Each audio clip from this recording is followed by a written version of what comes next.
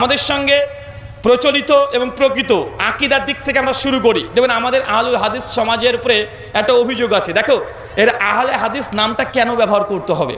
কেন আহলে হাদিস শব্দ থাকবে? কেন মসজিদের নাম আহলে হাদিস থাকবে? আরে আহলে হাদিস নাম দিলে তো দল দল মানে হয়, ভাগ ভাগ মানে হয়।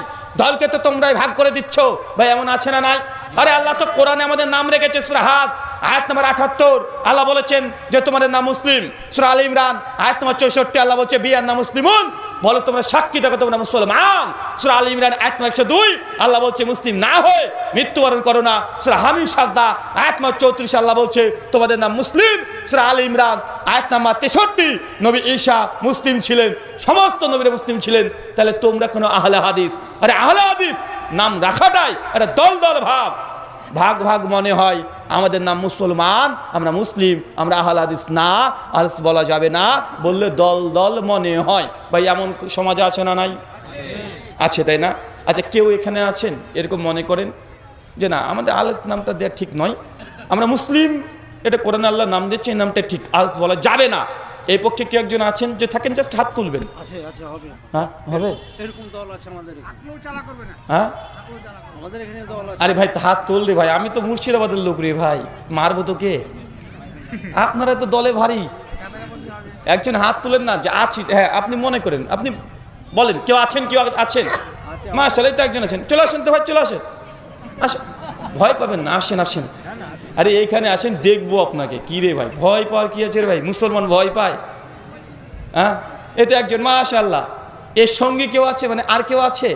মানে যদি ভয় পাই তার জন্য ওটাকে দল ভারী করবো। এখানে দাঁড়াও, বেশি সামনে চলে আসলে ক্যামেরা দেখতে পাবে না, একটু একটু একটু দু হাত পেছনে যাও। আচ্ছা আর কেউ আছেন?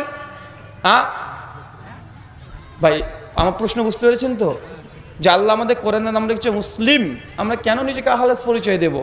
যেন এই ভাই দাবি, এটাই তো দাবি নাকি? আপনি বললেন যে এটা আহলে হাদিস দাবি করেন, আপনি যদি বলার জন্য আপনার জন্য আমি বললাম আহলে হাদিস দাবি করেন, এটা মনে করি। এই জন্য বুঝি না কি দাবি তোমার, বলো। আমার দাবি হচ্ছে হ্যাঁ যে আপনি বললেন কে একজন বলো, ওই জন্য আমি বললাম। মানে আপনি কি নিজেকে আহলে হাদিস দাবি করেন?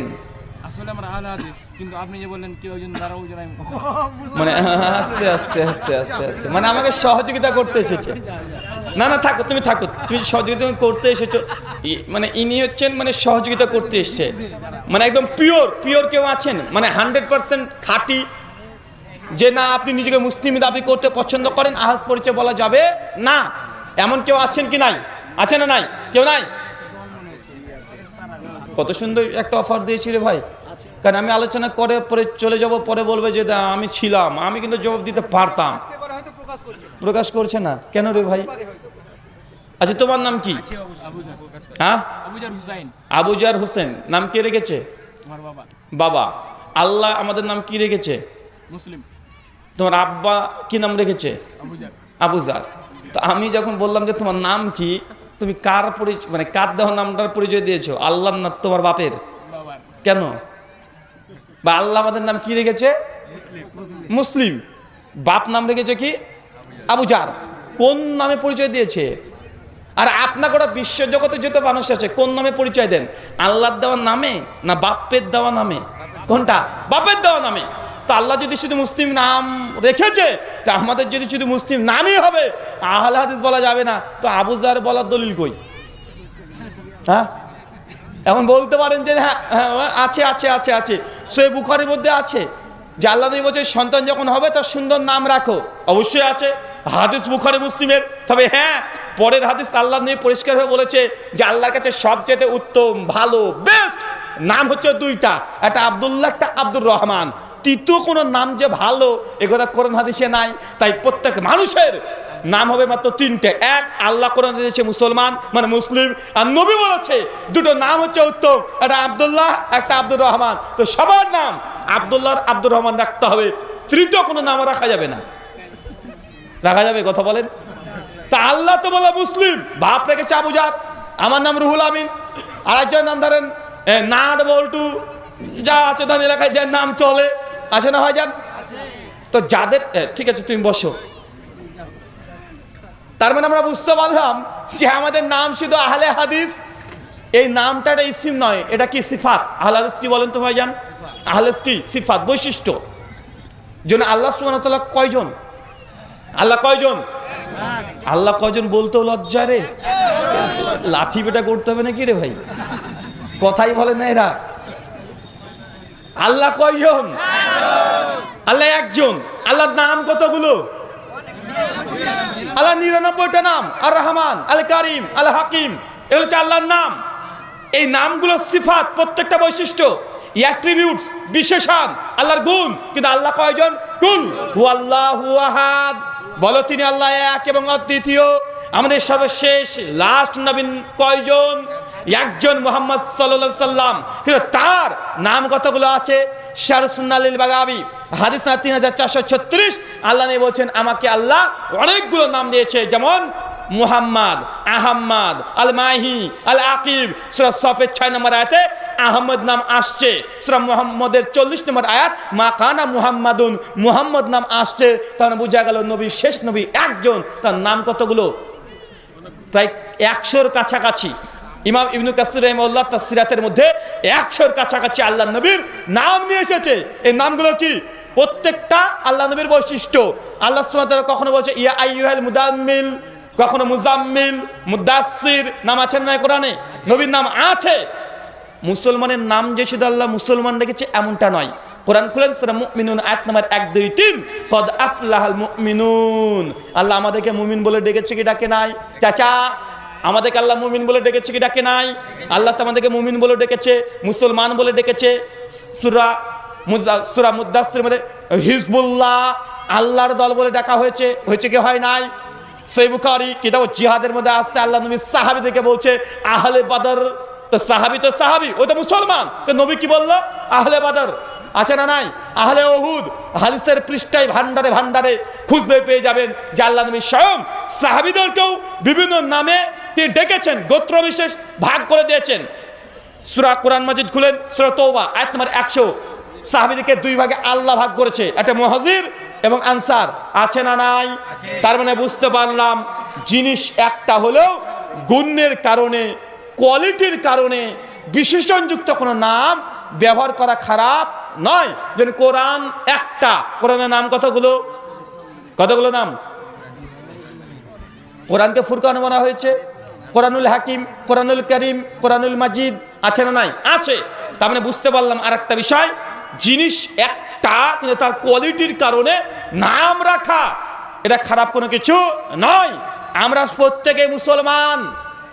যদি কোনো অমুসলিম, ইহুদি, খ্রিস্টান, কলভিল, মুচিবাথর তারা যদি আমাকে বলে যে রুহুল তুমি কোন ধর্মের মানুষ, আমি ডিরেক্ট বলবো আমি মুসলমান।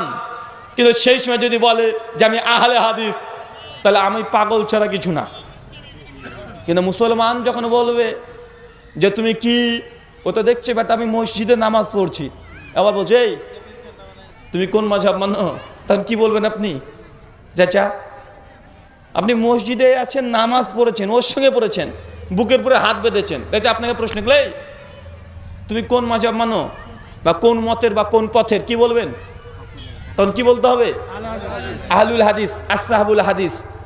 এই শব্দগুলো কি দিয়ে গুণ, আমার যে বৈশিষ্ট্য, আমি মুসলমান, তবে আমার বৈশিষ্ট্য কি? আমি আহলুল হাদিস। আমি কোরআন এবং হাদিসকে আমি মানি ফাহমুস সালাফ, সালাফদের ফাহাম বুঝ অনুযায়ী। ব্যক্তিগত কোনো মানুষের ব্যাখ্যা বা বুদ্ধি আমি সেটা গ্রহণ করি না। আর আমি এক কোম্পানির দোকান থেকেও আজীবন ঔষধ কিনে খেতে পারবো না। আমার যখন যাকে প্রয়োজন তখন তার দোকান থেকে আমি দ্রব্য ক্রয় করি। একটা অনেকের প্রশ্ন, মাযহাব আর মানহাজ পার্থক্য কি? অনেকে প্রশ্ন করে না ভাই। আরে মাযহাব মানে কি? মত, চলার পথ, রাস্তা, তরিকা, পদ্ধতি। মানহাজ মানে কি? একই মানে। মানহাজ মানে মত, পথ, পদ্ধতি, রাস্তা, তরিকা। তো দুটোই তো এক। মানহাজের বাংলাও যা, মাযহাবের বাংলাও তাই। তো তারা মাযহাব মানছে, আমরা বলছি মানহাজ মানতে হবে। অনেকে বলছে তাতে একই তো হয়ে গেল। বাংলা মানে তো দুটোই, মত, পথ, পদ্ধতি, চলার পথ। তবে মানহাজ আর মাযহাবের মধ্যে পার্থক্য আছে। মৌলিক পার্থক্য কি? মাযহাব এটা নির্দিষ্ট একটাকে মানতে আপনি বাধ্য। মানে আপনি হানাফি তো হানাফি হতে হবে, শাফি মাযহাবের ফতোয়া কি আছে দেখার দরকার নেই, মালিকিদের কিতাবে কি আছে দেখার দরকার নেই, হাম্বলীদের কিতাবে কি আছে দেখার দরকার নেই, এমনকি হাদিসে কি আছে এটাও দেখার দরকার নেই। আমার ইমাম যে ফতোয়া দিয়ে গেছে 1400 বছর আগে ওটাই শিরোধার্য, চাই সেটা কোরআনের সঙ্গে সঙ্গতিপূর্ণ হোক বা বিরোধ হোক, আমি যেহেতু তার মুকাল্লিদ আমি সেই মাঝের ফতোয়াই মানবো। কথা কি বুঝতে পারলেন? ও জানে কাঁধের সঙ্গে যখন কাতারে দাঁড়াবেন কাঁধের সঙ্গে কাঁধ পায়ের সঙ্গে পা লাগিয়েই দাঁড়াতে হবে, মাঝখানে ফাঁকা বন্ধ করতে হবে। বুখারীর 725 নম্বর হাদিস। আপনি কি মনে করছেন হুজুরা মাদ্রাসাতে পড়ে না? তারা আর তাদের তো বড় বড় মাদ্রাসা আছে, আসে না? তারা তো বুখারী পড়াচ্ছে, বুখারী দাস দিচ্ছে, হাদিস পড়ে না? পড়ে। কিন্তু কি জাস্টিস তাকি উসমানী বর্তমান হায়াতি দেবন্দি হানাফি মাযহাবের বিখ্যাত আলেম জাস্টিস তাকি উসমানী জীবিত আল্লাহর ওলি, তাদের ভাষায় মানে আমি তাই বললাম, মানে তাদের কথা কপি করলাম, মানে জীবিত মুজাদ্দেদ। এই আসমানের নিচে জমিনের ওপরে হানাফিদের যদি শ্রেষ্ঠ কোনো যদি ইমাম থাকে এখন জীবিত, তার নাম জাস্টিস তাকি উসমানী। তিনিও তার বই দিন মে তাকলিদ কি শেরি হেসিয়াত 69 পৃষ্ঠা করাচি ছাপা, বইটা বাংলাদেশ থেকে অনুবাদ হয়েছে। মাযহাব ও তাকলিদ কি ও কেন 112 নম্বর পৃষ্ঠা পরিষ্কারভাবে লিখেছেন আমাদের পশ্চিম বাংলার একজন আলেম, হানাফি আলেম, বাংলা ভাষাতে পশ্চিম বাংলায় সবচাইতে জীবিতদের মধ্যে বড় আলেম, নাম হচ্ছে নাসিরউদ্দিন চাঁদপুরি, উত্তর 24 পরগনা জামিয়া জামপুর মাদ্রাসার তিনি হচ্ছে শিক্ষক।